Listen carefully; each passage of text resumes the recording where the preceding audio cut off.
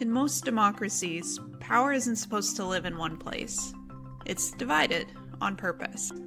Because when one person or one group holds too much power, history shows what happens next.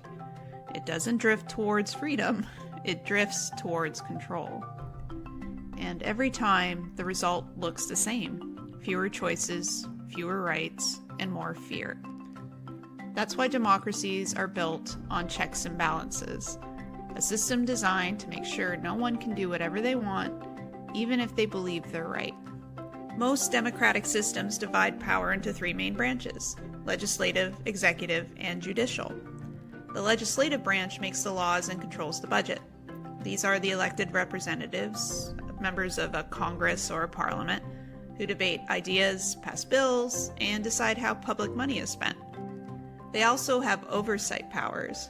They can investigate wrongdoing, question leaders, and in some systems, even remove a head of state from office. Because collectively, they represent the people. Not perfectly, but directly. Many legislators are split up into two chambers, like a House and a Senate.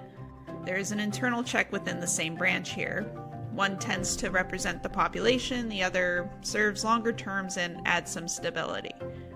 We're not going to go into full government structures here, I promise, but it's worth noting that balance happens inside of these branches too. Then there's the executive branch, the people responsible for enforcing the laws and running the country's day-to-day operations.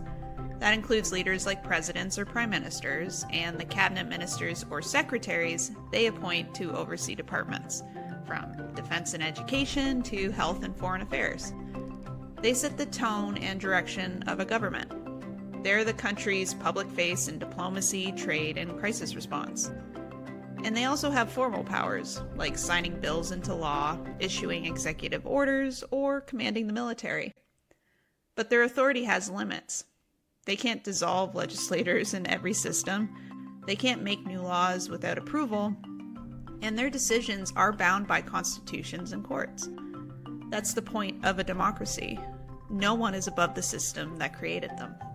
Finally, there's the judiciary, the courts and judges who interpret laws and ensure they align with the nation's founding principles. They don't write laws, they interpret them, looking at how they were written, how they've been applied before, and whether they fit within higher legal frameworks like constitutions or charters of rights.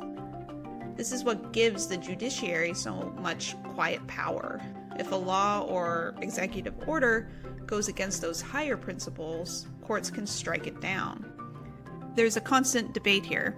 How active should judges be in shaping the law? Some believe in originalism, sticking closely to the founder's intent. Others see the law as something that evolves with society. That's a whole other safe place discussion on its own, but it's part of why the judiciary matters so much. But there's one more layer to the system that's easy to forget. Us.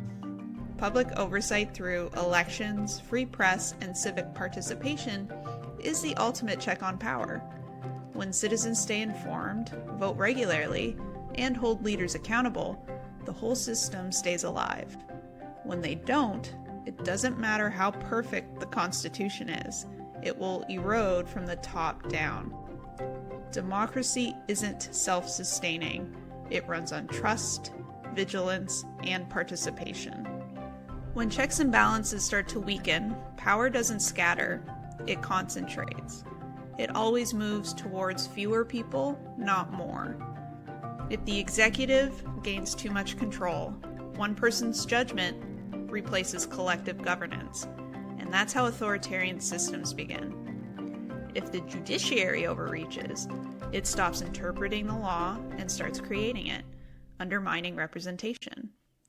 And if the legislative branch stops functioning, the voice of the people fades, leaving a vacuum for power to fill itself.